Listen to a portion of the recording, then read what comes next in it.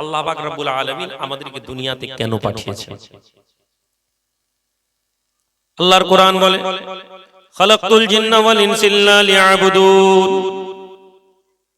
আপনাকে যদি জিজ্ঞেস করা হয় দুনিয়ায় কেন এসেছেন, আপনি আল্লাহর বান্দা জবাব দিবেন, আল্লাহর কোরআন আমাদেরকে উত্তর দিচ্ছে, বান্দা দুনিয়ার জমিনে তোমাকে পাঠানো হয়েছে কি কারণে? আল্লাহর কোরআন বলছে খালাকতুল জিন্না ওয়াল ইনসা ইল্লা লিয়াবুদুন, আমি জিন এবং ইনসানকে আমার ইবাদত করতে পাঠিয়েছি। কার ইবাদত করতে পাঠানো হয়েছে? জোরে বলুন। তাহলে আল্লাহর ইবাদত কি? ইবাদত কাকে বলবো? ইবাদতের প্রকারভেদ কি? ইবাদত দুইটি শ্রেণীর হয়। এক ইবাদত আল্লাহর সাথে বান্দার সরাসরি কিছু আমল, আল্লাহর সাথে বান্দার সরাসরি কিছু মুআমালাত, এটা একটা ইবাদত। আরেকটা ইবাদত আল্লাহর হুকুম বান্দার সাথে বান্দার, সমাজের সাথে সমাজ। একজন পুরুষ মানুষ একটা ইবাদত করবে, সে আল্লাহর সাথে তার সম্পর্ক। সেই ইবাদতের প্রথম ইবাদত হচ্ছে সে কালমাকে জানবে, সে ওয়াহদানিয়তকে জানবে, সে তাওহীদকে জানবে, সে তাওহীদকে জানবে। আল্লাহর ব্যাপারে তার একটা স্বচ্ছ ধারণা থাকবে আল্লাহ কে। আমরা সবাই বলি আল্লাহ আমাদের মালিক, কিন্তু এটা আমাদের জন্য যথেষ্ট কি? আমরা কি জানি যে আল্লাহ আমাদের মালিক? এই কথা বলার ব্যাখ্যা কি আমরা জানি না। নাম্বার 2, বান্দার সাথে বান্দার মুআমালাত।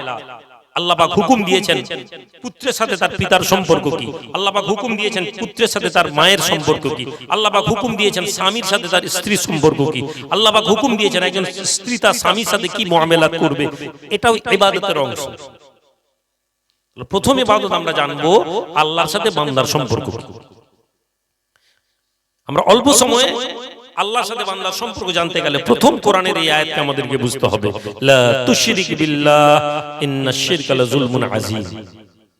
আমার আল্লাহ পাক রব্বুল আলামিন বলেন, হে আল্লাহর বান্দা, তুমি আল্লাহর সাথে কারো শরীক করো না, আল্লাহর সাথে কাউকে অংশীদার করো না, আল্লাহর সাথে কাউকে সম্পৃক্ত করো না। এই বান্দা জেনে নাও, ইন্নাশ শিরকা লাযুলমুন আযীম। তুমি যদি আল্লাহর সাথে কাউকে বসিয়ে দাও, আল্লাহর সাথে যদি কারো ব্যাপারে তুমি মুআমালাতকে এক করে দাও, জেনে নাও এটা একটি মহাপাপ, মহাপাপ।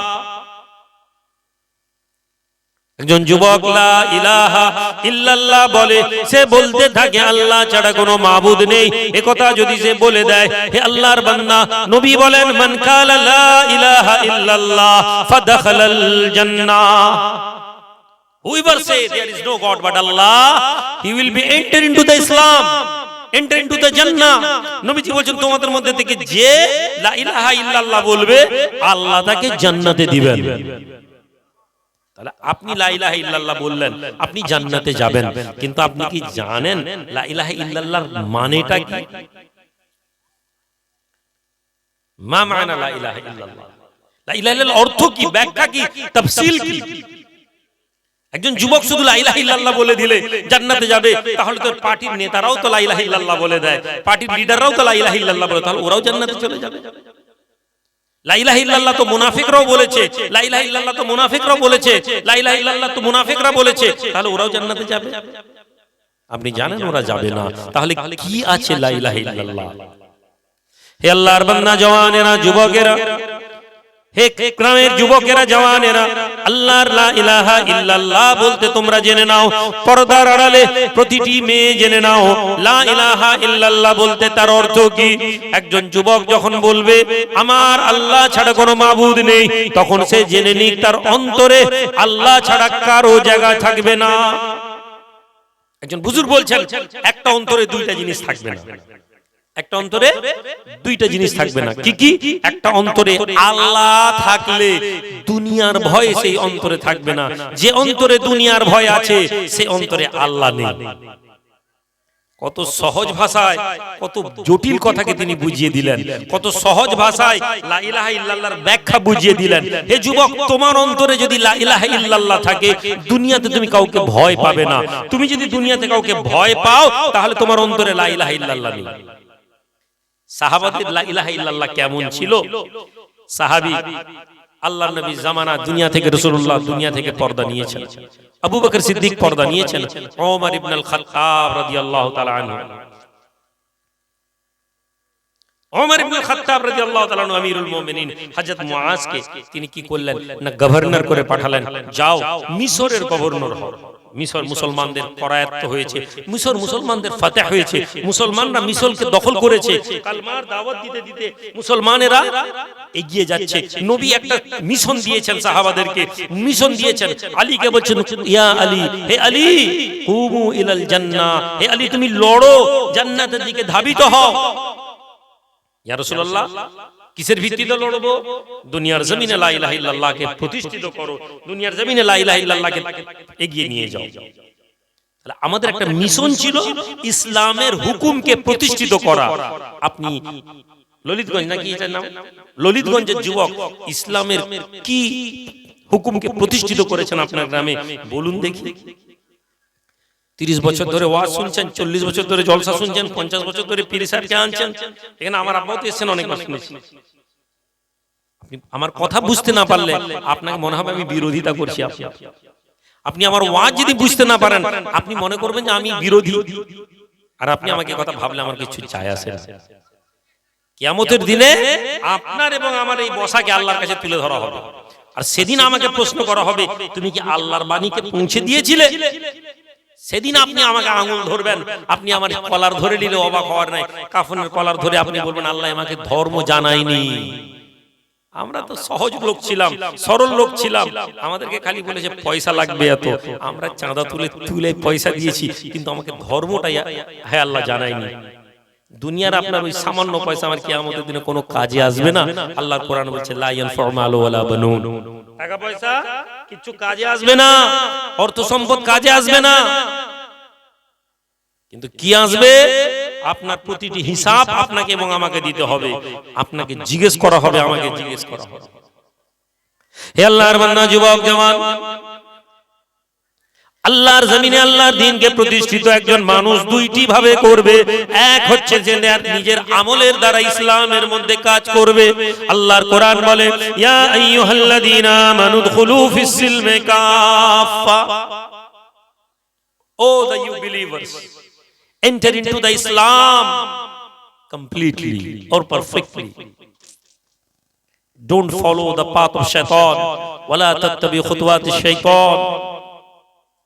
আপনি এখানে এসেছেন ধর্ম জানার জন্য, আর ধর্মের প্রথম যেটা জানতে হবে সেটা হচ্ছে আল্লাহর হুকুম কি। আল্লাহর হুকুম হচ্ছে ইসলামকে প্রতিষ্ঠিত করা। ইসলামকে প্রতিষ্ঠিত প্রথমে নিজের উপরে অ্যাপ্লাই করতে হবে। সাহাবারা যেভাবে করেছেন, মুআজকে পাঠিয়েছেন, মুসলমানরা ফতেহ করেছে মিশর, মিশর মুসলমানদের হাতে এসে গেছে। গভর্নর মুআজ রাদিয়াল্লাহু তাআলা আনহু বসে আছেন, এমন সময় মিশরের কিবতি, মিশরের যারা পূজা করে সেই কিবতিরা এসেছে। মিশরীয় মুসলমান, তোমাদের কাছে আমরা হেরে গেছি, মুসলমান তোমাদের কাছে আমরা হেরে গেছি, এখন মিশর তোমাদের হাতে। কিন্তু একটা কথা বলতে এসেছি, শোনো, এই নীল নদী আসলে পানি কিন্তু আমাদেরকে দান করে, নীল নদীকে আমরা খুশি করি, নীল নদী আমাদেরকে খুশি হয়ে পানি দেয়। আল্লাহ নবী সাহাবী সাইয়্যিদনা মুআজ রাদিয়াল্লাহু তাআলা আনহু বলেন, হে কিবতীরা, তোমরা কেমন করে নীল নদীকে খুশি করো, আর নীল নদী কিভাবে খুশি হয়? মিশরের ওই পুরোহিতেরা, মিশরের ওই কিবতীরা সাহাবা মুআজকে বলতে লাগে, মুআজ, বছরের একটি দিন আমরা একজন সুন্দরী মেয়েকে আমরা বেছে নিই, ওই সুন্দরী মেয়েকে আমরা খাটের উপরে আমরা বেঁধে ফেলি, এবং আমরা সবাই মিলে টাকা পয়সা চাঁদা তুলি, এবং ওই চেয়ারের মধ্যে, ওই খাটের মধ্যে দিয়ে গোটা মিশরকে ঘুরিয়ে ওই মেয়েকে হাত পা বেঁধে আমরা নীল নদে ফেলে দিই। আমরা নীল নদে কি করি? ওই মেয়েকে আমরা কোরবানি দিই। নীল নদী ওই মেয়েকে পায়, ওই টাকা পয়সা পায়, আর ওই মান্যতের কারণে নীল নদী খুশি হয়ে আমাদেরকে পানি দেয়। মুসলমান, এখন আর আমাদের দায়িত্ব এটা নয়, কারণ আমরা রাষ্ট্র চালাচ্ছি না, রাষ্ট্র তোমাদের চালাচ্ছ, তোমাদেরকে কিন্তু এই দায়িত্ব পালন করতে হবে। আর যদি তোমরা এটা না করো তাহলে তোমাদেরকে কিন্তু বিপদ, পানি নীল নদী দিবেনি, আর নীল নদী পানি না দিলে তুমি জানো এলাকায় বিদ্রোহ শুরু হয়ে যাবে, সবাই মানুষ তোমাদের বিরুদ্ধে চলে যাবে। আচ্ছা বলেন তো, মুসলমান হিসেবে কি আমরা মান্যত করতে পারি? এই জোরে বলুন। তাহলে আপনারা কোথাও গরু ছাগল দেন না? দেন তো? কি দেন? গরু ছাগল মুরগি দেন তো? কি দেন ওটা? একজন বলছে মান্নত। এখনই তো বললেন মান্নত দেওয়া করা যাবে না, আবার বলছেন মান্নত।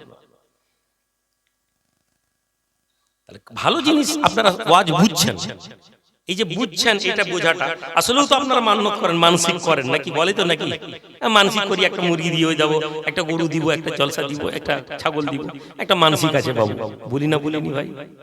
তাহলে মান্নত তো করছি আমরা, তা এখনই বললেন তো মান্নত করা যাবে না।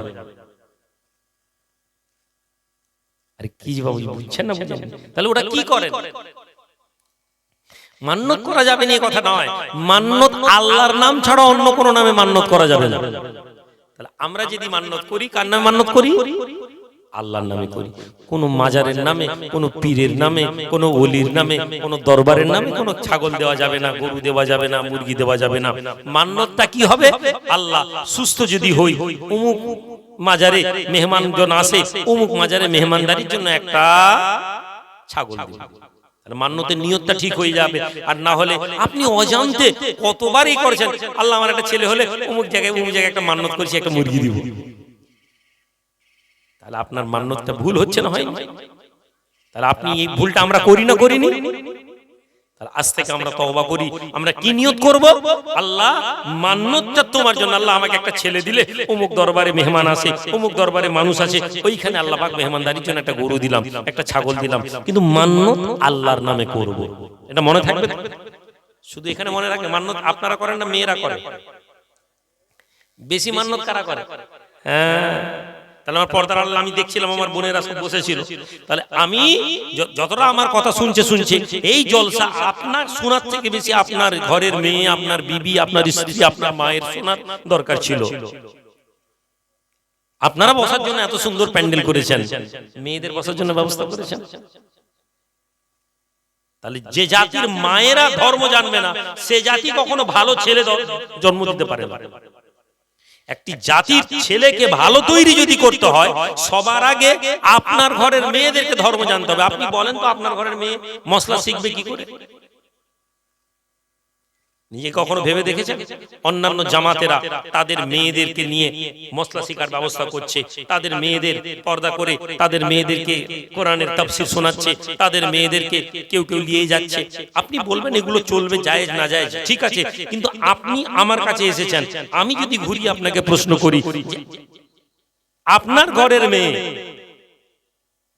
আপনার ঘরের মেয়ে, যে মেয়েটা 8 বছর, 10 বছর, 12 বছর হলো, ওই মেয়েটা প্রথম যদি তার শরীর নাপাক হয়, ওই মেয়েটা জানবে কি করে কিভাবে পাক নাপাকি হবে? আপনার বিবি কি জানে? আপনার বিবি কি মাদ্রাসায় পড়েছে? আপনার বিবি কি কোরআন বাংলা মাসলা মাসাইল পড়েছে? আপনি পরিবেশ তৈরি করে দেন। তাহলে আপনার মেয়েকে, আপনার মাকে, আপনার স্ত্রীকে মজলিস আনতে হবে, বক্তা করার টাইম ঠিক করতে হবে, একজন আলেমকে করতে হবে। ওই আলেমকে 1 ঘন্টা টাইম দেওয়া থাকবে, লিখে দিবেন যে হুজুর জলসায় শুধু ওয়াজ আমরা কেউ শুনবো না, 30 বছর ওয়াজ শুনছি, আর ওয়াজ না, আমাদেরকে একটু মশলা মশাইল শোনান। কি করে? আমাদের ঘরে ছেলেটা 14 বছরের, ও যুবক হয়েছে, ওর শরীরটা নাপাক হয়েছে, ও লজ্জায় বলতে পারে। কোথা থেকে শিখছে? ইন্টারনেট থেকে শিখছে। ইন্টারনেট থেকে মশলা শিখলে কি পরিণতি হবে, যারা আলেম আছে তারাই জানে। আমি বিতর্কিত কথা বলি না, সুতরাং আমি এটা মাইকে বলতে পারবো না। ও ওর উপরেই থাকবে। 50 বছর বয়সে গিয়ে জানতে পারলো যে এতদিন ধরে যা আমল করছে এটা ভুল। তাহলে আমাদেরকে এই জলসার মজলিসে শুধু আমরা জলসা শুনলে হবে না, আমাদের একটা পর্দার আড়াল করে দিতে হবে। আপনি বলছেন মেয়েদের ওয়াজ শুনবে? আপনার বিবিকে নিয়ে আপনি চন্দ্রকোনা রোডে বাজার করতে যাচ্ছেন, আপনার বিবিকে নিয়ে আপনি গোটা দুনিয়ায় মোটরসাইকেল নিয়ে ঘুরছেন, সেখানে পর্দা নেই, আর জলসা পর্দা করে ভেতরে আড়ালে মেয়েদের জলসা শুনলে পর্দা বলছে, হুজুর বলছে চলবে না। এইসব গল্প আজকের দিনে দিলে চলবে ভাই?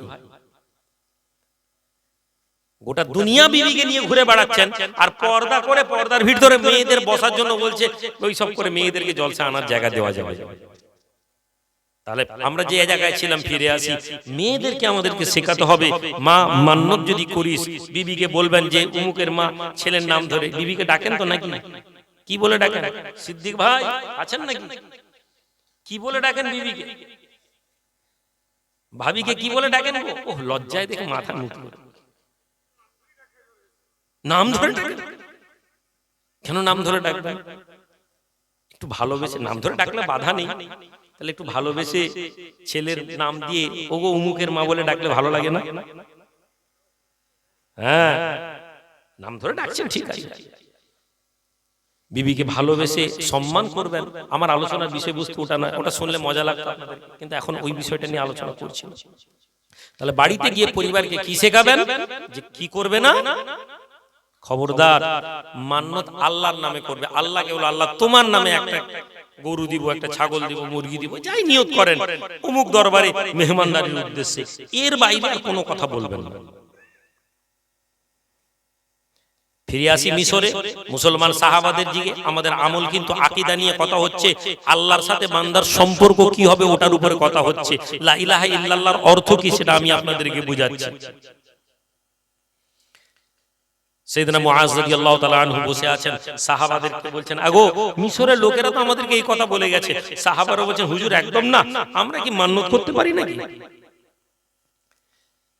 আল্লাহর বান্দা সাইয়েদনা মুআজ রাদিয়াল্লাহু তাআলা আনহু কিবতীদেরকে তাড়িয়ে দেন, এ কিবতীরা, এ মূর্তি পূজারীরা, যাও যাও, আমরা এক আল্লাহর ইবাদত করি, আমরা তোমাদের কথাতে মান্নত করতে পারি না, আমরা তোমাদের কথাতে কোনো মানসিক করতে পারি না। নীল নদী আমাদেরকে পানি দেবে আল্লাহর হুকুমে। কিছু মাস কেটে যায়, লক্ষ্য করা যায় নীল নদের পানি আস্তে আস্তে আস্তে আস্তে কমছে। নীল নদীর পানি কমতে কমতে এত কমে গেল মানুষের চোখে আসা শুরু হয়ে গেছে। হায় হায়, মান্নতের সময় পার হয়ে গেছে, মুসলমানরা মান্নত করেনি, এদিকে নীল নদীর পানি কমা শুরু। মুসলমানদের মধ্যে চিন্তার ভাঁজ কপালে লেগেছে। কিবতীরা সমালোচনা শুরু করে দিল, বিরোধীরা এলাকায় প্রোপাগান্ডা ছড়াতে শুরু করে দিল। দেখেছো মুসলমানরা যদি মান্নত না করে আজকে আমরা মিশরের লোক পানি পাবো কি করে? লোকেরা সমালোচনা, চেঁচামেচি। সাইয়েদনা মুআজ ঠিক করলেন যে আর হাতে কন্ট্রোল নেই, এবার আমাকে ওমরকে জানাতে হবে। আমিরুল মুমিনিন ওমর ইবনে খাত্তাবকে চিঠি লিখলেন, হে আমিরুল মুমিনিন, বাদ সালাম, এই এই এই এই ঘটনা, এরা এখানে মান্নত করে পানি দেয়, মেয়ে জিন্দা মেয়েকে নীল নদী ফেলে মেরে দেয়। এখন এই অবস্থায় আমরা করিনি, এক আল্লাহর ইবাদত করি। এখন আপনি বলুন আমরা কি করতে পারি? এই অবস্থায় কি আমরা মেনে নেব না আমরা ছেড়ে দিব? আমিরুল মুমিনিন ওমরের চিঠি গেল, ওমর ইবনে খাত্তাব চিঠি লিখলেন, মিন আমিরিল মুমিনিন খলিফাতুল মুসলিমিন ওমর ইবনুল খাত্তাব ইলা নাইল। আল্লাহ নবী সাহাবী ওমর কলম ধরে জানে মুসলমানেরা ইমানদারের কলম কেমন হবে, ইমানদারের লেখা কেমন হবে, ইমানদারের বিশ্বাস কেমন হবে। হে ললিতগঞ্জের যুবকেরা, নিজের ইমানকে দেখো আর সাহাবাদের ইমানকে বুঝে নাও, তাহলে তুমি বুঝতে পারবে আজ ইমান তুমি কাকে বলো। আল্লাহ নবী সাহাবী ওমর চিঠি লেখেন, হে নীল শোনো, আমি ওমর চিঠি লিখে দিই, আমরা এক আল্লাহর ইবাদত করি, এক আল্লাহর ইবাদত আমরা ওমর, এক আল্লাহর হুকুমে আমরা নিজেদের জীবনকে পরিচালিত করি। হে নীল, যদি তুমি পানি আল্লাহর জন্য দিয়ে থাকো তাহলে আমি ওমর জানিয়ে দিই তুমি আল্লাহর নামে প্রবাহিত হও। আর যদি তুমি কোনো মেয়ের জন্য, কোনো মান্নতের জন্য, কোনো মানসিকের জন্য তুমি পানি দাও, হে নীল শুনে নাও, আমরা মুসলমান পানি না পেয়ে মারা যাব, তবুও আমরা আল্লাহ ছাড়া কারো ইবাদত করব না। একটু জোরে বলবো না? হে মুসলমান, ইমানের বৃদ্ধি, ওয়াইজা তুলিয়াত আলাইহিম আয়াতি যাদাতহুম ঈমানা। মুমিন কারা? কোরআন বলছে ইন্নামাল মুমিনুনা আল্লাযীনা ইযা যুকিরাল্লাহ ওয়াজিলাত কুলুবুহুম, যখন তাদের কাছে আল্লাহর কথা আলোচনা করা হয় তাদের অন্তর আল্লাহর ভয়ে ভীত হয়ে যায়। যখন তাদের কাছে কোরআনের আয়াতকে পড়া হয়, ওয়াইজা তুলিয়াত আলাইহিম আয়াতি, যখন তাদের কাছে কোরআনের কথা শোনানো হয়, তাদের ঈমান কি হয়? যাদাতহুম ঈমানা, আল্লাহ তাদের ঈমানকে বাড়িয়ে দেয়। মুসলমানদের কোনো কম্প্রোমাইজ ছিল না, আল্লাহর হুকুমের বাইরে তারা কিছু ভাবতে পারে না। আমরা মুসলমান, ছেলে হয়নি 3 বছর, এখানে গিয়ে ওখানে গিয়ে আলেম মাওলানা পীর সাহেবকে দিয়ে তাবিজ করেছি, বাচ্চা হয়নি। বলছে চল ওই চন্দ্রকোনা একটা মন্দিরের কাছে গেলে ওখানে একটা ছাগল জবাই করে দিলে নাকি ছেলে হয়ে যায়। মুসলমান ওখানে ছুটছে। কোমরের যন্ত্রণা, কোমরের গাঁটের যন্ত্রণা, বলে ওই কান ফুটো করে নিলে কোমরের ব্যথা ভালো হয়ে যাবে। মুসলমান গিয়ে কান ফুটো করে নিচ্ছে। কি রে কান ফুটো? খুব যন্ত্রণা। এই জন্য তুমি একটা যন্ত্রণাকে সহ্য করতে পারোনি, তুমি নিজেকে ঈমানদার মনে করছো, তুমি নিজেকে মুমিন মনে করছো। আল্লাহ নবী বলছেন, হে মুআজ, উটের উপরে রাসূলুল্লাহ যাচ্ছেন, সাহাবী যাচ্ছেন, মুআজ রাদিয়াল্লাহু তাআলা, এই মুআজ যার কথা বলছি, উটের পিঠে যেতে যেতে যেতে যেতে নবী বলছেন, হে মুআজ, আতাদরি মা হাক্কুল ইবাদ আলাল্লাহ ওয়া মা হাক্কুল ইবাদ আলাল্লাহ? আতাদরি মা হাক্কুল ইবাদ আলাল্লাহ? হে মুআজ, তুমি কি জানো আল্লাহর হক কি বান্দার উপর?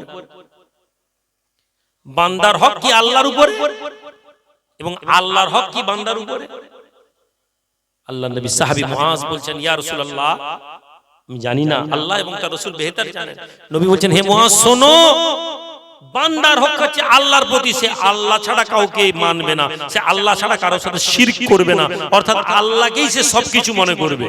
আর যে বান্দা এই কথা নিয়ে জীবন কাটিয়ে দিতে পারে, যে বান্দা আল্লাহর ইচ্ছাতে নিজের ইচ্ছা মনে করে, রাদাইতু বিল্লাহি রাব্বাও, এই কথাকে সে মেনে নেয় অন্তর থেকে, সে বলে যে আল্লাহর সিদ্ধান্তে, আল্লাহর রাজিতে আমরা রাজি। নবী বলছেন, ওমা হাক্কুল্লাহ আলাল ইবাদ, আল্লাহর হক কি বান্দার প্রতি জানো? যে বান্দা এই কথা বলবে, আল্লাহ ছাড়া কাউকে শিরকের গুনাহ করবে না, এই মুআজ শোনো, আল্লাহ তাকে জান্নাত দান করবেন। লা তুশরিক ইয়া মুআজ, হে মুআজ, তুমি আল্লাহ ছাড়া কাউকে শরীক করো না। যদি তোমাকে কেউ কতল করে দেয়, কাতালতা আও হাররাকতা, তোমাকে কেউ যদি কতল করে দেয়, কেউ যদি তোমাকে আগুনে পুড়িয়ে দেয়, তবুও তুমি আল্লাহ ছাড়া কারো নাম নিজের মুখে নেবে না। মুসলমান, তোমার আমার ঈমানের অবস্থা আজকে কি, এ ব্যাখ্যা করার দরকার নেই, হক কথা বলার হিম্মত নেই। কিছু কথা বলতে গেলেই বলছি এটা বলে দিলে যদি ঝামেলা হয়ে যায়। আজকে বিভিন্ন এলাকায়, পশ্চিমবঙ্গের বাইরে বিভিন্ন এলাকায় মুসলমান ছেলেরা, উড়িষ্যাতে, দিল্লিতে আপনারা দেখছেন কত মুসিবতের মধ্যে আছে, কত বিপদের মধ্যে আমরা আছি। প্রশ্ন, এই বিপদ আমাদেরকে কেন দেওয়া হচ্ছে? এই মুসিবত কেন হচ্ছে আমাদের উপরে? এর জবাব যদি দেখি তাহলে আমরা বুঝতে পারবো যে আমরা দিন থেকে অনেক দূরে সরে গেছি। আজ ইসলামে নামাজ, রোজা, হজ, যাকাত ছাড়া আমাদের কাছে ইসলাম বলতে আর কিছু নেই। একজন যুবক ধর্ম বলতে ব্যবসার জায়গায় বসে সে ধর্ম কি জানে না, রাস্তায় যখন বেরিয়ে যায় সে ধর্ম কি সে জানে না। সে ধর্ম বলতে এই জলসার মজলিসকে ধর্ম মনে করে, সে মনে করে মসজিদে গিয়ে নামাজ পড়াটা ধর্ম। সে রাস্তা দিয়ে যখন যায় তার চোখ ঠিক থাকে না, ও জানে না যে রাস্তা দিয়ে চলার টাইমে তাকে ধর্মটা মানতে হবে। ও ব্যবসা করতে গেলে ওকে মানতে হবে ধর্ম কি। বাপ মরে গেছে, দুই ছেলে, বড় ভাই ক্ষমতা আছে, ও জানে না ধর্মের ভিত্তিতে দাঁড়িয়ে ছোট ভাইয়ের হক দিতে হবে, ও জানে না। ছেলে বড় হয়ে গেছে, বাপকে সারাদিন চেঁচাচ্ছে, ও জানে না ধর্ম কি। ধর্ম ওর বাপের বিরুদ্ধে আওয়াজ করা নিষেধ করেছিল, ও জানে না। এমন হতভাগা ছেলেও তো দুনিয়ার জমিনে আছে যারা মা বাপের গায়ে হাত পর্যন্ত তুলে দেয়। আছে না নেই ভাই? এমন বদনসিব ছেলে আছে না নেই? হুজুর কিবলা আব্বাজান একটি বাড়িতে গেছেন তদবির করার জন্য। তদবিরে বসেছেন, খুব অসুস্থ লোক। তদবির বসে খালি বলছে, হুজুর ঘর বন্ধ করে দেন, ঘর বন্ধ করে দেন, ঘর বন্ধ করে দেন। তারপরে বসে আছে, ছেলেরা বসে আছে। হঠাৎ বললেন, আচ্ছা বাবা, তোমার বাপ, তোমার দাদা দাদি কোথায়? চুপ করে আছে, বলে হুজুর দাদা তো নেই, দাদা তো নেই, ইন্তেকাল করেছে। দাদি কোথায়? বলছে দাদি অন্য জায়গায় আছে। পরে খবর নেওয়া গেল, ওর বাপ ওর মাকে মেরে ঘর থেকে বার করে দিয়েছে। দুনিয়ার জমিনে হাত পা কুকড়ে মরে যারা মা বাপের উপর জুলুম করবে, হে যুবক তুমি জেনে নাও, মৃত্যুর আগে তোমাকে দুনিয়ার জমিনে শাস্তি দেওয়া হবেই। মৃত্যুর আগে দুনিয়ার জমিনে তোমাকে শাস্তি দেওয়া হবে। নবী বলছেন, হে মুআজ, তুমি শিরকের গুনাহ করো না। মুআজ রাদিয়াল্লাহু তাআলা আনহু ওমর রাদিয়াল্লাহু তাআলা চিঠিটা লিখলেন, লিখে বললেন, হে নীল, আমরা আল্লাহর ইবাদত করি, তুমি যদি আল্লাহর হুকুমে নদী প্রবাহিত হও তাহলে হও, আর যদি মনে করো মেয়ের জন্য তুমি নদী প্রবাহিত হবে, আমরা কোনো মেয়েকে মান্নত করে তোমার কাছ থেকে পানি চাই না, তাতে মরতে হয় মরে যাব। এই কথা বলে চিঠি লিখে খাম দিয়ে স্ট্যাম্প লাগিয়ে বললেন, যাও নীল নদী গিয়ে ছুড়ে দাও। মুসলমান যুবকেরা, জওয়ানেরা, ইসলামের ইতিহাস যদি তোমরা না জানো, ইসলামের ইতিহাস যদি তোমরা না পড়ো, তোমাদের ঈমান বৃদ্ধি হওয়া সম্ভব হবে না। সাহাবাদের জীবনী তোমাদেরকে জানতে হবে। আকীদা বলতে কেবলমাত্র মুখে বলা নয়, আকীদা বলতে কোনো দল তৈরি করা নয়, আকীদা বলতে কোনো পীরের মুরিদ হয়ে যাওয়া নয়, আকীদা বলতে আল্লাহ এবং তার রাসূলের হুকুমকে জানা। আর কেমন ভাবে জানবো? সাহাবারা যেভাবে মান্যতা দিয়েছেন সেভাবে জানতে হবে। সাইয়েদনা ওমর ইবনুল খাত্তাবের চিঠি মিশরে এসে পৌঁছে গেল। মিশরের মুনাফিকরা দেখতে পায়, মিশরের কিবতীরা দেখতে পায়, মুসলমানের মুমিনেরা দেখতে পায় ওমরের কি হুকুম আছে। ওমরের হুকুম কেউ জানে না। ওমরের হুকুম হচ্ছে চিঠিটা নদীতে ফেলে দাও। সন্ধ্যাবেলা ওমর ইবনুল খাত্তাবের চিঠি নিয়ে গভর্নর মুআজ এসেছেন। এই নীল, ওমরের চিঠি এইলে বলে নদীতে ফেলে দিয়েছেন। যেই নীল নদীতে ফেলে দিয়েছেন, এমন সময় কিছু লোকেরা হাসছে, বলছে, মুসলমানদের নেতা মদিনা থেকে চিঠি দিয়েছেন নীল নদীকে, মান্নত করতে বলেছিলাম, মান্নত করেনি, চিঠি দিয়েছে। হাসাহাসি করছে। ইমানদার মুসলমানদের মুখটা ছোট হয়ে গেছে। কখনো কখনো আল্লাহ মুসলমানদেরকে পিছিয়ে দেন, একটু অসম্মানিত করেন। তারা যখন ওই সময় তাদের ঈমান পরীক্ষা করা হয়, তারা বলতে থাকে, আমরা আল্লাহর প্রতি রাজি আছি। এরপরে আল্লাহ তাদের সম্মানকে বাড়ান। রাতের সন্ধ্যাবেলা চিঠি ফেলে দেওয়া হয়েছে। সারা রাত মুআজের চোখে ঘুম নেই। কি হবে? বিদেশ জায়গা, এখানে মুসলমানরা নতুন নতুন ঈমান এনেছে। মিশরের লোকেরা এই নতুন নতুন কলমা পড়েছে। এখন যদি পানি না হয়, খরা হয়ে যায়, এরা তো আবার ইসলাম থেকে বেরিয়ে যাবে। সন্ধ্যাবেলা রাত কেটে যায়, ফজরের আযান হয়, মুআজ্জিন আযান দেন, সালাতু খায়রুম মিনান নাওম। মুসলমানেরা ধীরে ধীরে বাড়ি থেকে বেরিয়ে নামাজের মধ্যে মসজিদে যায়। নামাজ শেষ হয়ে গিয়েছে, মুসলমানেরা কেউ মসজিদ থেকে বেরিয়ে বাড়িতে গিয়েছে। সাইয়েদনা মুআজ মসজিদ থেকে বেরিয়ে নিজের হুজরাতে বসে তাসবিহ পড়ছেন। একটু আলো হয়েছে, সকাল হয়েছে, ফর্সা হয়েছে। এমন সময় মুআজের কানে আসে, চিৎকার করে কিছু মানুষ তাকবীর দিচ্ছে, কিছু মানুষ লা ইলাহা ইল্লাল্লাহ পড়ছে, কিছু মানুষ আল্লাহর তাসবিহ পাঠ করছে। চিৎকার দিয়ে মুসলমানেরা তাকবীর দিচ্ছে। কি ব্যাপার? আস্তে আস্তে দরজা খুলে বেরিয়েছেন সাইয়েদনা মুআজ রাদিয়াল্লাহু তাআলা আনহু। ডানে বামে ঘুরতে ঘুরতে দেখছেন নীল নদের পাড়ে লোকেরা লম্বা হয়ে দাঁড়িয়ে আছে। ওইখান থেকে তাকবীর আসছে। মুআজ গুটি গুটি পায়ে নীল নদের কাছে পৌঁছে দেখছেন গতকাল রাতে ওমরের চিঠি যেখানে পড়েছিল, সেই চিঠি পড়ার পর থেকে রাত থেকে সকাল পর্যন্ত এক ধাপে 8 ফুট উপর দিয়ে পানি প্রবাহিত হচ্ছে। একটু জোরে বলা যাবে না? হে মুসলমান, তোমরা যদি আল্লাহর প্রতি ঈমান আনো, আল্লাহ বলছেন তোমাদেরকে কি করা হবে? পরীক্ষা নেওয়া হবে। তোমাদেরকে পরীক্ষা নেওয়া হবে, কিন্তু তোমাদেরকে কখনো ব্যর্থ করা হবে না। কাদ আফলাহাল মুমিনিন, মুমিনরা সফল কাম। যারা আল্লাহকে মেনে নিয়েছে, যারা আল্লাহর প্রতি ঈমান এনেছে, ওরা কখনো ব্যর্থ হতে পারে না।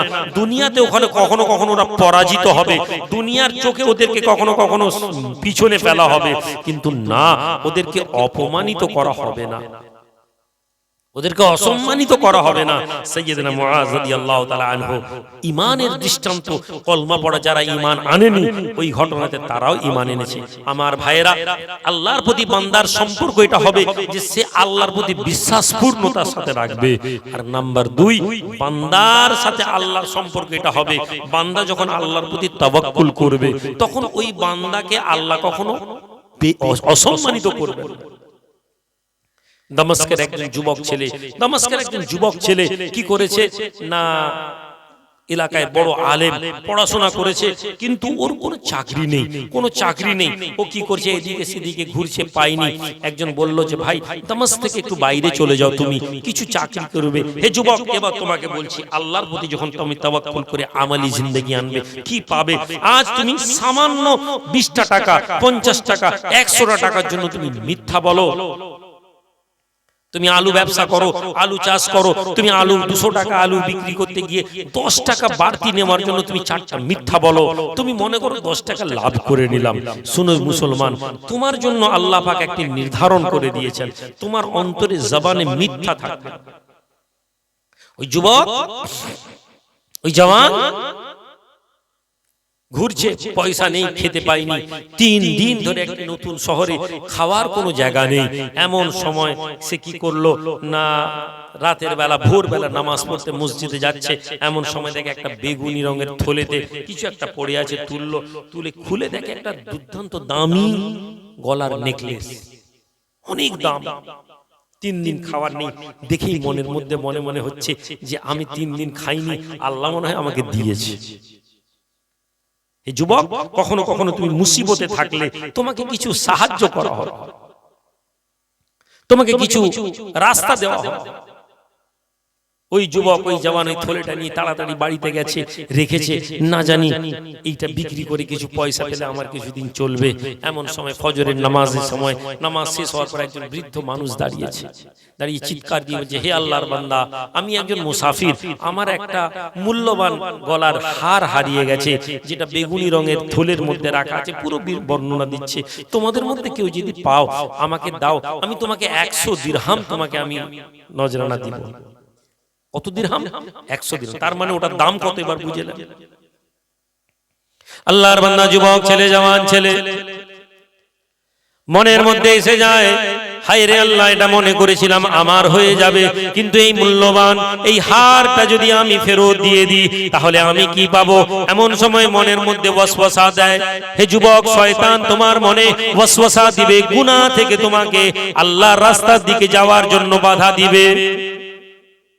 শয়তান বলছে কেউ দেখেনি তো, মনে মনে হচ্ছে কেউ তো জানেনি, সুতরাং এটা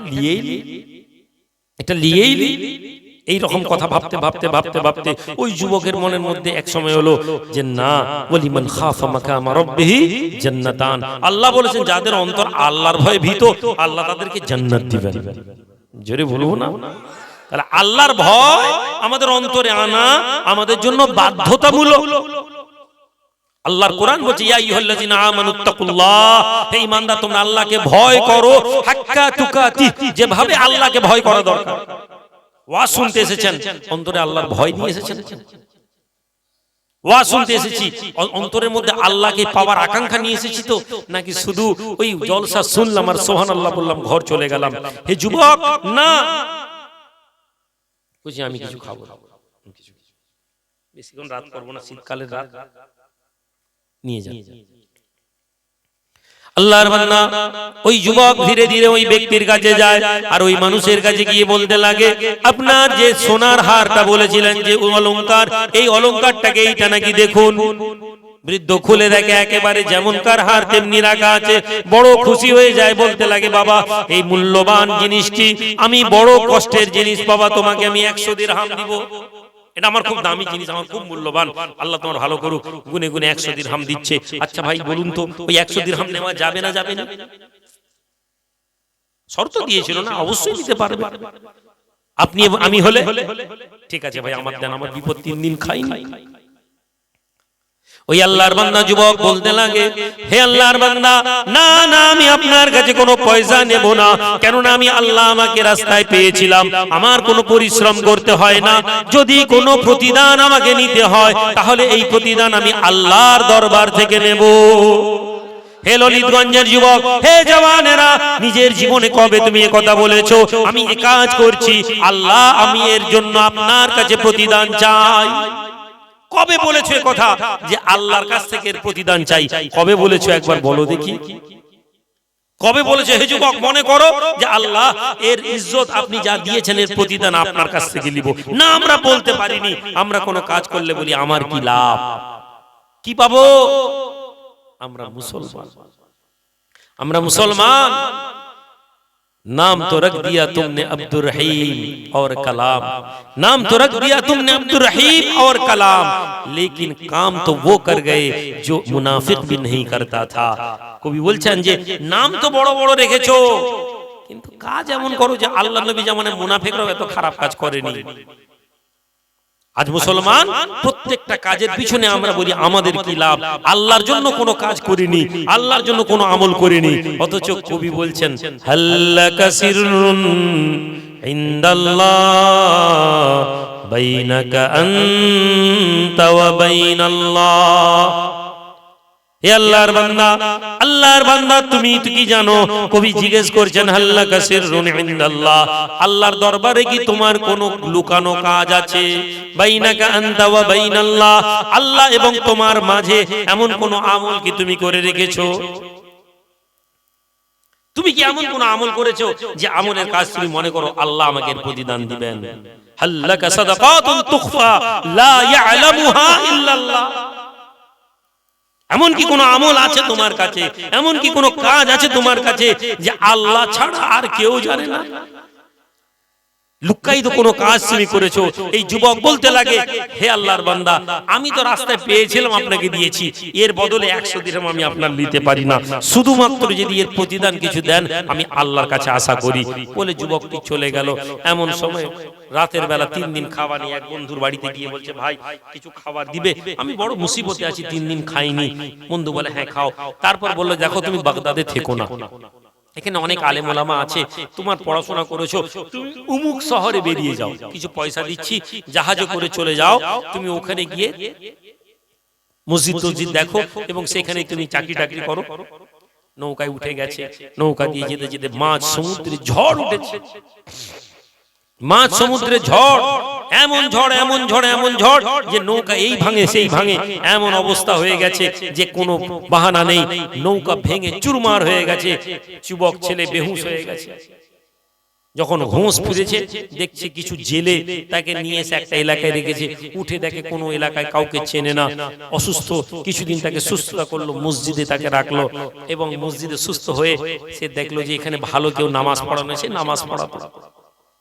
একদিন কোরআন শরীফের কিছু পাতায় লেখাগুলো এলোমেলো ছিল, তখনকার জামানায় আঙুলে কলমে লেখা হতো, সেই কলমের কোরআনের কিছু আয়াত লিখছে। গ্রামের লোক দেখে অবাক হয়ে গেছে, আরে আপনার হাতের লেখা তো বড় ভালো। যুবক ছেলে বলছে আপনি আমাদের গ্রামে কিছুদিন থেকে যান, এখানেই আপনি ইমামতি করুন, আমাদের ছেলেকে পড়ান। যুবক দেখলো তার কেউ নেই, মা নেই, বাপ নেই, রাস্তায় বেরিয়েছিল, সফরে মঞ্জিল যেতে পারে না, পয়সাও নেই। ঠিক আছে, আল্লাহর বান্দা ওই যুবক ওই গ্রামের মসজিদে দাঁড়িয়ে আর নামাজ পড়ায়, ছাত্রদেরকে পড়ায়, ইমামতি করে আর ছেলেদেরকে কোরআন শিক্ষা দিতে থাকে। এভাবে কিছুদিন হওয়ার পরে এলাকার লোক তাকে কিছু হাদিয়া দেয়, এলাকার লোক তাকে কিছু নজরানা দেয়। এইভাবে ধীরে ধীরে ধীরে ধীরে তার কাছে কিছু পয়সা জমা হয়ে যায়। ধীরে ধীরে সময় ফিরতে থাকে, মানুষজন দেখে যে যুবক ছেলে ভালো আখলাক চরিত্র। এমন সময় বলে ইমাম সাহেব আপনার তো আল্লাহ তো 2টি পয়সা গ্রাম থেকে আপনি পাচ্ছেন, তাহলে আপনি তো অবিবাহিত কুমার ছেলে, তাহলে আপনি একটা বিয়ে করে নিন না। যুবক বলল দেখুন আমার তো কোনো মুরব্বি নেই, তাহলে আপনারাই আমাকে দেখুন। তখন গ্রামের লোক বলে শুনুন আমাদের গ্রামে একটা বড় ভালো আল্লাহওয়ালা মেয়ে আছে, নেক মেয়ে আছে, আর ওই মেয়েটি কিন্তু এতিম, ওর বাপ নেই মা নেই। যুবকের মনের মধ্যে কেমন একটা হলো, এতিম মেয়েকে বিয়ে করব। প্রত্যেক ছেলে মনে করে শ্বশুর বাড়িতে একটু পয়সা থাকবে, ঘর থাকবে, শ্বশুর বাড়িতে যাব, আদর হবে, খিদমত হবে। লোকেরা বললো দেখুন এই মেয়ের কেউ নেই, তবে এই মেয়ের বাপের একটা ছোট্ট বাড়ি আছে, এই বাড়িটা কিন্তু আপনি পেয়ে যাবেন, যেহেতু ওয়ারিসে তার কেউ নেই। যুবক বলতে লাগলো আপনার আমার মুরব্বি, যদি ভালো মনে করেন দেন। দেখেন যুবকের চরিত্রের মধ্যে যেটা বোঝা যাচ্ছে যে আল্লাহর উপর তাওয়াক্কুল করে নিজেকে এগিয়ে নিয়ে যাচ্ছে। হে যুবক, ব্রেন যদি তুমি খাটাও তুমি কামিয়াব হতেও পারো, ব্যর্থ হতেও পারো। তুমি আল্লাহর উপর তাওয়াক্কুল করে নিজের জীবনকে এগাও। তুমি একটা ছোট্ট কাজ করছো, তোমার এই কাজ 5 বছর 10 বছর তোমার মনে হচ্ছে যে এই কাজে কোনো সফলতা নেই, না না, তুমি যদি স্যাটিসফাইড হও, তুমি যদি সন্তুষ্ট হও, আমি সকালবেলা ঘর থেকে বেরোই, আমি মাঠে গিয়ে কোদাল দিয়ে আমি মাঠ আল কাটি, আমি ধান চাষ করি, আমি আলু চাষ করি, আমি পটল চাষ করি, আমি সন্ধ্যাবেলা ফিরে আসি, আমার বিবি আমাকে অভিযোগ করে না, আমার বিবি আমাকে বলে না যে ভাই তোমার আমাদের ঘরে খাবার নেই, আমার বিবি অভিযোগ করে না, আমার ছেলে আমাকে অভিযোগ করে না। তুমি জীবনে তোমার চেয়ে সুখী লোক, তুমি সারাদিন মিথ্যা কথা বলতে হয় না তোমাকে, তুমি ব্যবসা করো, যা হয় লোক এসে তোমার মাঠ থেকে তোমার সবজি কিনে নিয়ে যায়, আলহামদুলিল্লাহ, খেয়ে পরে তোমার ঘরে কোনো অসুবিধা হয় না, খেয়ে পরে তোমার বাড়িতে কোনো সমস্যা থাকে না, খেয়ে পরে তোমার বাড়িতে কোনো অভাব থাকে না, তোমার ঘরে কোনো চিন্তা থাকে না। এমন নয় যে তোমার ধার হয়ে গেছে। পাশেই একটা ছেলে 3 তলা বাক্কা বাড়ি বানিয়েছে, সুন্দর, সকালবেলা গাড়িতে করে মোটরসাইকেল নিয়ে বেরোয়, সুন্দর পরিপাটি করে জামা, কিন্তু তুমি জানো কি ওর ব্যাংকে 20 লাখ টাকা দেনা আছে, 20 লাখ টাকা লোন আছে, ও রাতের বেলা ঘুমাতে গেলে 25 তারিখ হলো টেনশন শুরু হয়ে যায়, 1 তারিখে 20,000 টাকা কিস্তি দিতে হবে, ওর জীবনের কোনো মূল্য নেই। এই যুবক, তোমার এই মাটির বাড়ি, কিন্তু তোমার ঘরে সন্ধ্যাবেলা ছেলে মেয়েদেরকে নিয়ে যখন হাসছো আর কথা বলছো, তুমি জেনে নাও তুমি সুখী আছো। পশ্চিম মেদিনীপুরের যুবক, আমি তোমাদেরকে আবার বলছি, তোমরা যদি আধুনিক হতে চাও তোমরা ধ্বংস হয়ে যাবে। আধুনিক বলতে আমি কি বোঝাতে চেয়েছি? আধুনিক বলতে তোমার বাড়িতে যদি একটা এসি এসে যায়, তোমার মোটরসাইকেল যদি এসে যায়, তোমার ঘরে যদি ফ্রিজ এসে যায়, তোমার ঘরে যদি মনে হয় যে এই আলু পোস্ত ভালো নয়, ওই বাজার থেকে একটু পিজা নিয়ে আয়, তো যেদিন তুমি এই আধুনিক হবে সেদিন তোমার জীবনে অশান্তি আসবে। তুমি নবীর হাদিস অনুযায়ী তুমি দেখো, আল্লাহর নবীকে বলা হলো, ইয়া রাসূলুল্লাহ, সুখী কে? আচ্ছা, আপনারা এখানে কে কে নিজেকে সুখী মনে করেন? একটু হাত তুলেন তো, জোর করে হাত তুলবেন না, মানে নিজের জীবনের উপরে সন্তুষ্ট আছেন এমন কে কে আছেন? একটু হাত তুলেন। সত্যি, হ্যাঁ, আলহামদুলিল্লাহ, এমন নয়, বেশিরভাগ লোক আমরা কিন্তু হাত তুলিনি, আলহামদুলিল্লাহ। এই যে সত্যভাবে হাত তুলেননি, এটা ভালো জিনিস। আমরা কিন্তু সুখী না, কেন বলুন তো? আমার স্বপ্ন আছে আমার একটা বড় গাড়ি হতো, আমার যুবক ছেলে স্বপ্ন আছে আমার একটা 3 তলা পাকা বাড়ি হতো। তুমি সুখী না। হে যুবক, নবীজিকে প্রশ্ন করা হলো, ইয়া রাসূলুল্লাহ, সুখী কে? একজন লোক কি করে ভাববে, আমি বুঝবো কি করে আমি সুখী? আল্লাহ নবী রাহমাতুল লিল আলামিন বলেন, হে আল্লাহর বান্দা, যুবকেরা, জওয়ানেরা, রাসূলুল্লাহ সুখের ডেফিনেশন দিচ্ছেন। এই পর্দার আড়ালে প্রতিটি মেয়ে যেন এটা জেনে নেয়, প্রতিটি স্ত্রী যেন এটা শুনে নেয় যে আল্লাহর নবী সুখ কাকে বলেন। আল্লাহর নবী বলছেন, ওই ব্যক্তি সুখী, ওই বিবি সুখী, ওই স্বামী সুখী, ওই ছেলে মেয়ে সুখী, যে সন্ধ্যেবেলা রাতের বেলা বাড়ি আসে সন্তান সন্ততিকে নিয়ে, রাতের খানাটা পেট ভরে খেতে পায়। আল্লাহর নবী বলছেন, দুনিয়ায় সবচেয়ে বড় সুখী মানুষ ওই ব্যক্তি। এবার বলেন, রাতের বেলা কে কে খেতে পাননি পেট ভরে? হাত তুলে দেখান যে হুজুর আমার ঘরে রাতের বেলা খাবার থাকে না। সকলেই পাই। তাহলে নবীর কথা অনুযায়ী আমরা প্রত্যেকে সুখী, আলহামদুলিল্লাহ বলি, কিন্তু আমরা সুখ কোথায় নিয়ে এসেছি? আমরা ঘরে এসি লাগানোতে সুখ এনেছি, আমরা বাড়িতে ফ্রিজ বসানোতে সুখ মনে করেছি, আমরা সুখ মনে করেছি ঘরের মধ্যে মেঝে বসানো, টাইলস বসানোটাকে সুখ মনে করেছি, আমরা ছাদ দেওয়াটাকে সুখ মনে করেছি, আর এটা দিতে পারিনি বলে আমাদের মনে হচ্ছে আমরা সুখী না। আল্লাহ যদি আপনাকে তৌফিক দেয়, আপনি 10 তলা বাড়ি করুন, কিন্তু যেখানে আছেন আপনি ওখান থেকে নিজেকে সন্তুষ্ট করুন যে না, আলহামদুলিল্লাহ, আমার বাড়িতে খাওয়ার অভাব নেই। সম্মানিত হাজিরিন, তাহলে আমরা আজকে এখানে কোথায় এসেছি?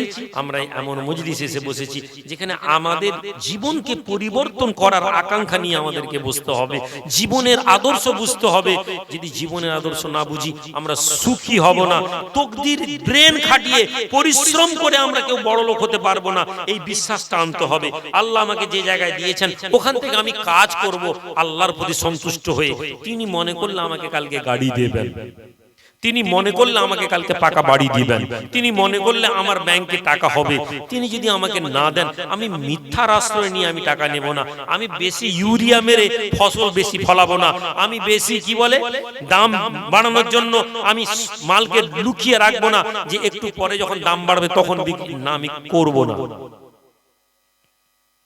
হে আল্লাহর বান্দা, ওই যুবক ছেলে, জওয়ান ছেলে, এলাকার মানুষেরা বলতে লাগে একজন এতিম মেয়ে আছে, ওই এতিম মেয়েকে আপনি বিয়ে করে নিন, তাহলে আপনি বড় ভালো হবে। ওই যুবক বলতে লাগে, আল্লাহ, এতিম মেয়েতে তার বাপ নেই, তার মা নেই, আমার দুনিয়াতে কি কোনো সম্মান থাকবে? একটা এতিম মেয়েকে বিয়ে করব, কি পাবো?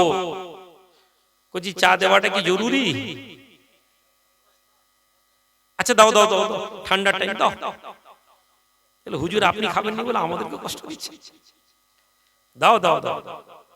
এই ছেলেরা, নবীর মজলিসেও একটু হাসি মজাক হতো, জোরে বলুন না, সুবহানাল্লাহ, হতো নি? আমরা মনে করছি ইসলাম মানে মনে খুব কঠিন বিষয়, ইসলাম মানে সব সময় মনে হয় হাতে তসবিহ নিয়ে বসে থাকার নাম। না না, নবীজি সাহাবারা যখন নিজেদের মধ্যে হাসি মজাক করতেন, শুনলে জান ঠান্ডা হয়ে যাবে, শুনলে মজা লেগে যাবে, আনন্দ লাগবে।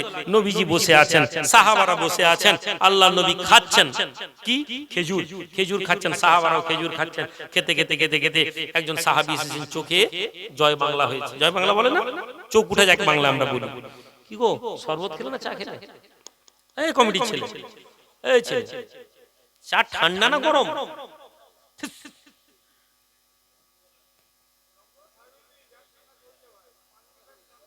আচ্ছা ঠিক আছে, দাও দাও দাও। না না ঠিক আছে, চা তো পানি খেয়ে ফেলে দিল, ওই জন্য চা গরম করে নিয়ে এসো, আমি তো তখন দোয়া করে দিই।